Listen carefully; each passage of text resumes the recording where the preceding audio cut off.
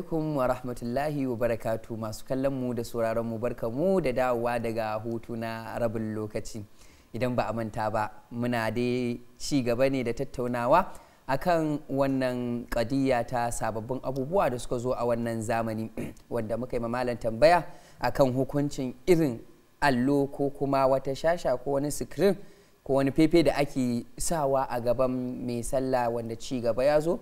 Masu sallah ko wani mai jan tarawihi misali saboda daɗin muryarsa bai haddace Qur'ani ba to za a iya sa masa wannan fefan sai yana wucewa yana karantawa, wanda malam ya fara yi mana bayani akan ita sallar kanta da abubuwan da ake so mutum ya yi don cewa shi fa yana ganawa da ubangijinsa ne, wanda ana so ya kakkaba zuciyarsa duk wani abu da zai dauke masa hankali ya yi kokarin ya ga ya cire shi. Sai kuma muka tafi hutun rabin lokaci a karamakallahu sai mu dora daga inda muka tsaya. Alhamdulillah wassalatu wassalamu ala rasulillah wa ala alihi wa ashabihi wa man ihtada bi hada man tabi'ahum bi ihsan ila yawmiddin wa ba'd. Al-musalli yunaji rabbah. Na'am. Mai sallah yana munaja ne da ubangijinsa. Na'am. Dan haka idza qumta ila as-salah idan ka tashi zuwa ga sallah fafrigi kalbaka ka karkaba zuciyarka minar duniya game da abin da yake duniya wa ma fiha da abin da yake tare da duniyar. Washtaghil libbi muraqabati maulaka alladhi tusalli wa ka zamanto cewa ka shagalta da kula da jin tsoron ubangijinka wanda kake sallah da shi. So da haka kaga surar mai sallah da surar abin da zai shiga cikin wannan mihrab din na electronic in ka lura zaka ga abin suna karo. So don haka malamai suka tafi da cewa ita wannan sallah kai iya abin da zaka iya. An fatiha kawai ka iya ka karanta fatiha, amma baka iya fatiha ba kawai ka karanta zikiri. Ya salam. Kar ka sake ka zamanto cewa wani abu ya shiga wanda idan ka je zaka ga cewa wannan abun akwai zir ko a hannun dama ko a hannun hagu wanda zaka danna sai wanda tana wucewa zaka sai kai tunanin yanzu ka kai karshe bari ka danna sai ya wuce ko kuma ya sama ko makamancin wannan. In ma da zaka danna so biyu ko ya rikice ko kuma bai zo ba sai ya dawo ba sai ka zamanto ana abu ko ka rikici gaba daya. Kaga wannan ayyukan da ake cikin sallah aiki dan kadan a cikin sallah aka ce makruhi ne, ina ga aikin da ba wani aiki ne daban da sauransu. To don haka musulunci bai da bukatar zurfafawa cikin abin da ya shafi ibada, musamman abin da ya shafi sallah. An yi wata baiwar Allah wacce take in ba damanci sunanta ba, sunanta Zainab. Ta kai ga ibadarta ta kai ibada sai ta rika daura zare. Wannan zaren wanda idan ta tashi tana sallah idan ta yi bacci ya kama ta in ta ja sai jaran ya ja sai ta farka. Sai manzon Allah sallallahu alaihi wasallam ya zo yace wannan fa aka ce zaren Zainab ne wanda yake in ba na mance sunanta ba, zaren Zainab ne. Annabi sallallahu alaihi wasallam yace ta yanke shi. Saboda me? Saboda akwai ta'annudi a ciki. Addini yusrun. Lan yashadda ad-dinu ahadun illa galaba. Addinin nan namu yusur ne mai sauki ne. In ka ga dama za ka yi sallar tarawih ita yi da fatiha, ita yi da kula uzu birbil falak. Abinda ake bukata ka zamanto cewa ka samu alaka mai karfi a cikin zuciyarka. Da aka ce fiqhu da zamani ai ba ana nufin cewa a halatta komi ba. A'a, duk abin da yake halal ne aka duba a shari'ar musulunci bai ci karo da halal ne to a musulunci halal ne. In na musuluncin halal ne shi ma wancan zai zama halal. In ya zama na haram to haram ne. So don haka ba kowane irin abu ne za a ce ya halatta ba.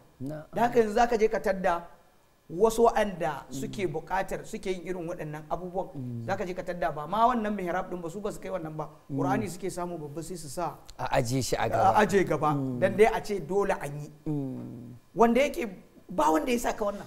Wasu kuma waya ake riƙewa. To wasu waya ake riƙewa. A riƙe haka sai ana kallo ana dannawa ana kaza. To waye saka wannan? Da ka addini ne wanda yake kai shi da sauki, wanda yayi da alamtara kaifa zuwa nasi wala uzbira ya fi kalada dan saboda shi yayi yadda ake so.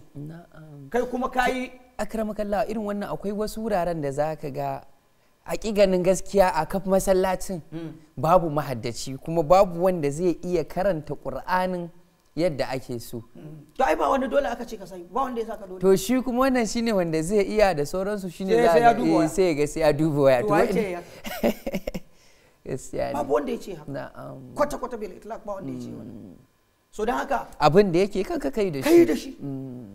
Bari mu baka wani misali na irin abubuwan da suke faruwa ga matasanmu don matasa su ne masu irin wannan da ƙoƙarin ganin cewa saboda hamasar cewa ɗalibai ne su suna son kuma ko kuma hamasar a ga cewa dai a cikin Ramadan din nan an sauke Qur'ani ba wanda ya saka wannan gaskiya ne. To wani abu ne da yake faruwa wata rana wani dattijo irin matasa abin nan ya yi limanci har ya gama shi karatunsa bai wuce daga sabbi zuwa ƙasa ba. Yana rasuwa to akwai irin waɗanda suka je suka yi karatu irin mu ya dawo ya haddace Qur'ani. Masha Allah. Masha Allah in ka ji kira'a babu abin nan shikenan da ya tashi lokacin da ya fare musu sallar juma'a sai faro daga bakara.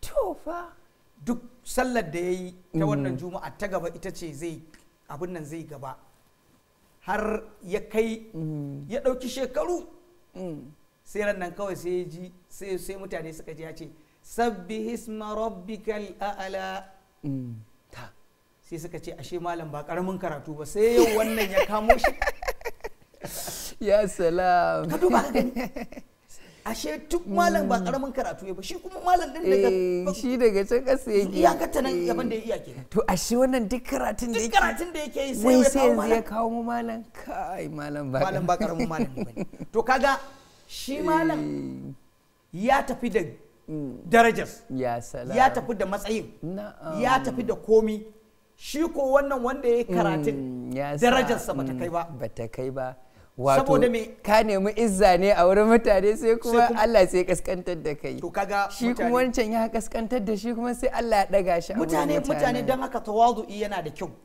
kar ka damu kai dai kai abin da Allah yanzu idan misali mutum ya ce shi sallarsa kawai ta tarawihi daga Fatiha zuwa abin nan kawai ita abin da ya iya kenan shi zai to me matsala ba matsala to kawai kai da ikhlasi duk abin da zaka yi kai da ikhlasi saboda haka ita wannan mas'ala ta abin da ya tafi tahajjudi wanda wata aba ce wadda take hadda tarihin lokacin da aka fara ta da ba a yi an yi lokacin da akwai malamin da ya fara ta harami aka zo aka abin nan to kuma malamai ɗaliban ilimi har ya kai ga cewa ana yin abin a yadda yake din nan ɗaliban ilimi suka ɗauko suka taho da shi to amma menene asalin ita tahajjudin kanta ita ce sallar dare wa min al-layli fatahajjad bihi nafilatan lak asa an yab'athaka rabbuka maqaman mahmuda abinda manzo Allah abinda Allah ya ce wa annabi Muhammad kenan kuma annabi bai daina sallar nan ba tunda yake ba daren da baya yi to amma mu sai wata sai Ramadana to kuma sai a kama rikici ana fauda ana cewa wanda bai yi ta Ramadanan ba bai yi tahajjudi ba wala Allah duk shekaran nan wani shi kuma yana yin wannan yana yin tahajjudin nan abinda kullu ma fil amr shine an ce ka ƙara ƙarfi a cikin watan Ramadan musamman goman ƙarshe abinda aka ce kenan ka ƙara ɗaura ɗamara amma ba a ce wai sai watan Ramadan bane kawai za a yi tahajjudi ana yin tahajjudi ne dulul am akwai littattafai waɗanda aka rubuta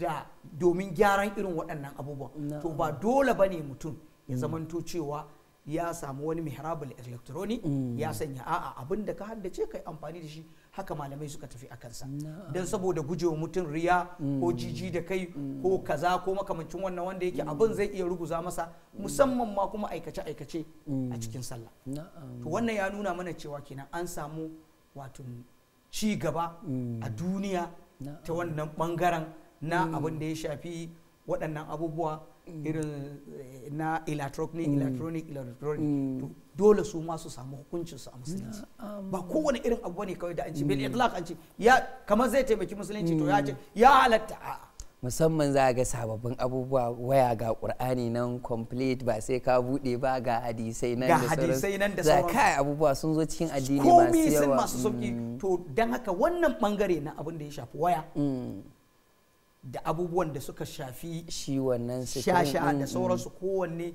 musulunci ya aje masa matsayinsa.